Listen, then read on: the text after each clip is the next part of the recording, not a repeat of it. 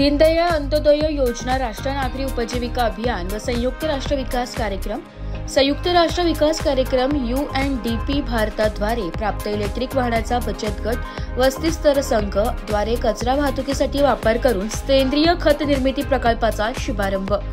दीनदयाळ अंत्योदय योजना, राष्ट्रीय नागरी उपजीविका अभियान व संयुक्त राष्ट्र विकास कार्यक्रम भारत यांच्या सहकार्याने अभियानांतर्गत महाराष्ट्र व आसाम या राज्यातील निवडक शहरांमध्ये कचरा व्यवस्थापनाचे मानक सुधारण्यासाठी उपक्रम हाती घेतला।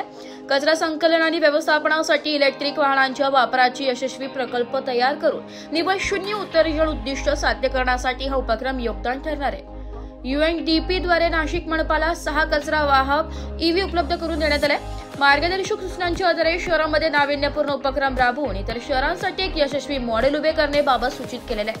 त्यानुसार SHG/ALF द्वारे EV वाहनातून शहरातील मंदिरामधून निर्माल्य संकलित करून त्यापासून सेंद्रिय खत निर्मिती करणे हा नाविन्यपूर्ण उपक्रम SHG/ALF द्वारे राबविण्यात येणार आहे। SHG/ALF द्वारे EV वाहनातून नजीकच्या मंदिरातील निर्माल्य संकलित करून त्याची EV वाहनाद्वारे वाहतूक करून त्या कचऱ्याचे वर्गीकरण व त्यावर प्रक्रिया करून सेंद्रिय खत निर्मिती करण्याबाबत बाजारात तयार सेंद्रिय खताची विक्री करून कमाई करणे।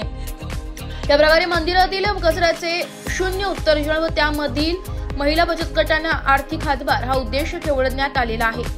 या कामी आज दिनांक 23 सप्टेंबर रोजी अतिरिक्त आयुक्त करिश्मा नायर यांच्या हस्ते 6 कार्यालयीन क्षेत्रनिहाय अभियानांतर्गत स्थापित 6 महिला बचत गटांना इलेक्ट्रिक वाहनांचे हस्तांतरण करण्यात आले। माननीय उपायुक्त सुवर्णा दखणे NULM विभाग व माननीय उपायुक्त अजित निकम घनकचरा विभाग तसेच NULM कर्मचारी व महिला बचत गट सदस्यांचे उपस्थित होते। ब्युरो रिपोर्ट, नाशिक लोकशाही न्यूज, नाशिक।